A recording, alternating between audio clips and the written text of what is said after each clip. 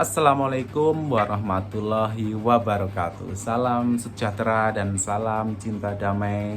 Salam satu rumpun buat kita semua dimanapun Anda berada. Perkenalkan yang baru lihat atau melihat konten saya ini, nama saya Bejo TKI Malaysia. Kenapa channel ini saya kasih nama Bejo TKI Malaysia? Sebab saya adalah salah satu tenaga kerja ya di Malaysia yang masih aktif. Kebetulan saya bekerja di kawasan Johor Batu Pahat ya lur. Masih dalam nuansa bahagia, nuansa Idul Fitri minal aizin wal faizin, mohon maaf zahir dan batin. Kebetulan saya lagi cuti nih lur, cuti di kampung. Saya ambil cuti sekitar lebih kurang dalam 2 bulan ya lur. Saya pulang sebelum puasa. Jadi sebentar lagi saya akan terbang lagi ke Malaysia untuk bekerja. Sebab di kampung halaman itu kalau buat orang yang menengah ke bawah yang tiada kemahiran itu agak sulit untuk cari pekerjaan di kampung halaman ya lur. Dan untuk teman-teman yang tanya kok itu di belakang kayak Gede Runcit, ya ini saya lagi nunggu Gede Runcit. Saya bekerja di Gede Runcit lur. Kalau balik kampung saya bekerja di Gede Runcit, tempatnya istri saya sendiri. Jadi saya tolong istri saya jagain Gede Runcit. Mengenai Malaysia dan Indonesia itu adalah erat hubungannya ya lur, daripada zaman dahulu sampai sekarang. Dan Malaysia itu adalah tujuan terdekat bagi orang-orang Indonesia untuk merubah nasib atau untuk mencari rezeki ya lur ya, ketika di kampung halaman itu susah mendapatkan pekerjaan. Contohnya seperti saya, bukan orang lain ya lur ya. Sebab saya di Malaysia itu sudah cukup lama.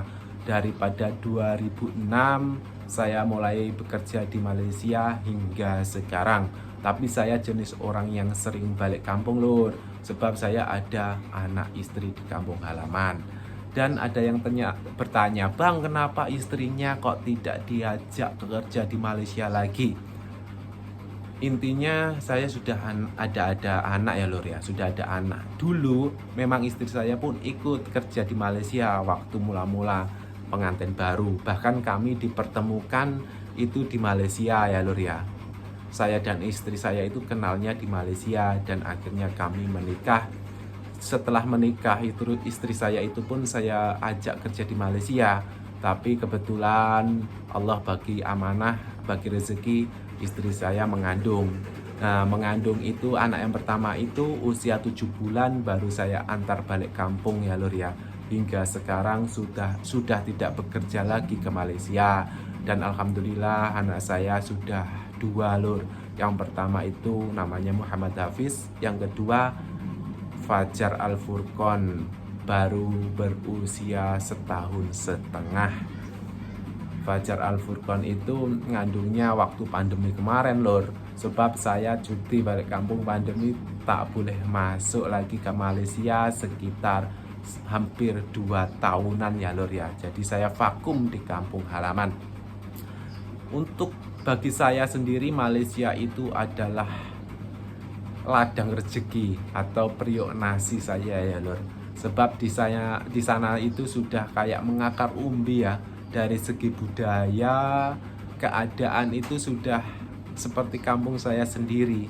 Mungkin sedulurku yang suka merantau itu pasti merasakan di tempat rantauan itu, kalau kita sudah berpuluh-puluh tahun, sudah ramai kawan-kawan yang seperti saudara sendiri yang seperti kawan, pasti akan menemukan. Terlebih lagi orang-orang Malaysia ini kan ramah-ramah ya lor, mudah diajak adaptasi, komunikasi, diajak berkawan dan lain sebagainya. Bagi saya orang-orang Malaysia itu memang asik.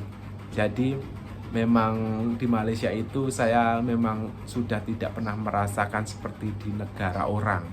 Ramainya kawan-kawan itu membuat saya betah tinggal di sana. Terlebih lagi di kawasan Batu Pahat sini ya lor ya.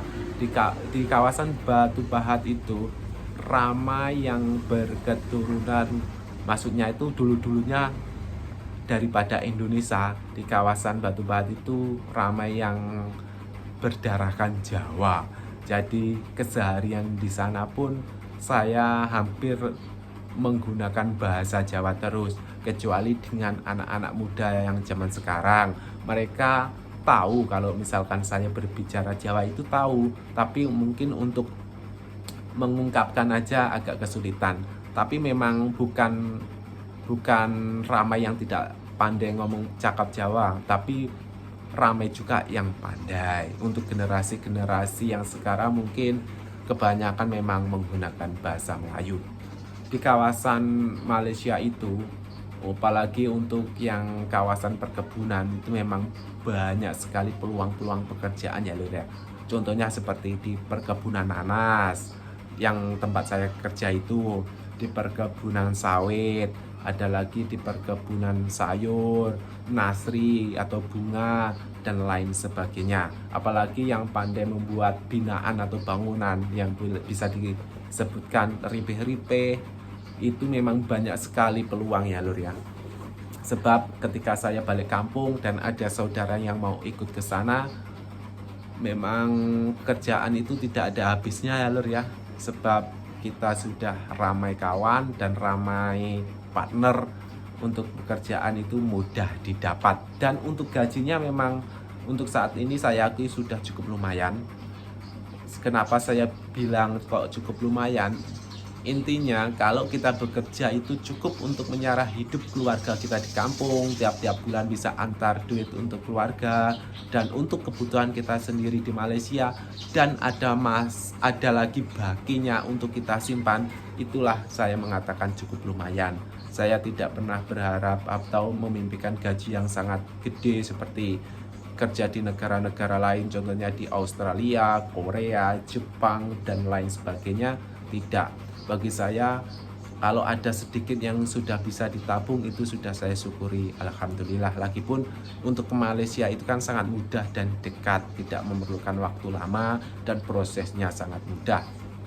Tentunya kalau kita bekerja di luar negeri atau di negara orang itu harus mengikuti peraturan dan undang-undang negara tersebut ya Lur. Jangan sampai kita di negara orang itu ilegal, atau kalau bahasa Malaysianya itu pati, pendatang asing tanpa izin.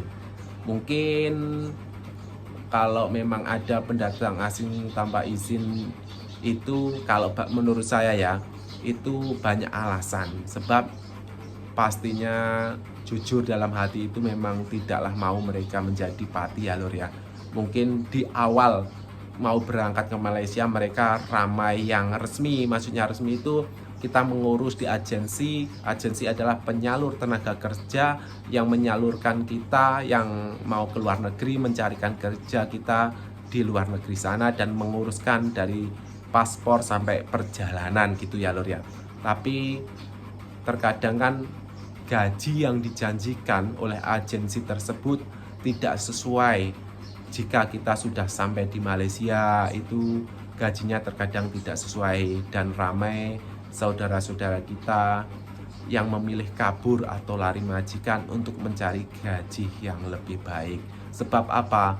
Jika kita masih bujang, mungkin tak seberapa difikirkanlah masalah gaji. Yang penting kita cukup makan, cukup buat kebutuhan kita sehari-hari, boleh simpan uang sedikit-sedikit, itu sudah bersyukur. Tapi kalau sudah berumah tangga, itu banyak tanggungannya Lur.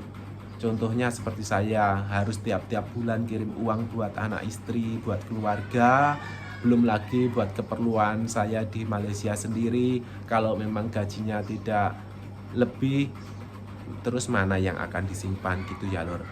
Untuk alasan kenapa di Malaysia banyak yang pati itu banyak alasan. Alasannya yaitu tadi, terkadang ya orang itu tersendiri. Tapi saya menyarankan buat sedulur dan sahabatku yang bekerja di luar negeri, baiknya ikutilah prosedur yang ada, taatilah undang-undang negara tersebut agar kita senang proses dalam bekerja maupun pulang kampung saat bercuti. Apapun kalau kita ikut peraturan dan undang-undang itu senang prosesnya ya kan ya Lur ya. Mungkin buat konten saya hari ini gitu aja dulu. Buat teman-teman mau apa yang saya bahas, mau apa yang saya ceritakan tentang Malaysia, teman-teman boleh komen di kolom komentar ya. Insya Allah yang saya kasih like dan kasih hati itu pasti saya baca komen-komen sedulurku semuanya ketika saya ada waktu. Oke, demikian dulu. Jangan lupa klik tombol like, komen, dan subscribe tentunya ya. Wassalamualaikum warahmatullahi wabarakatuh.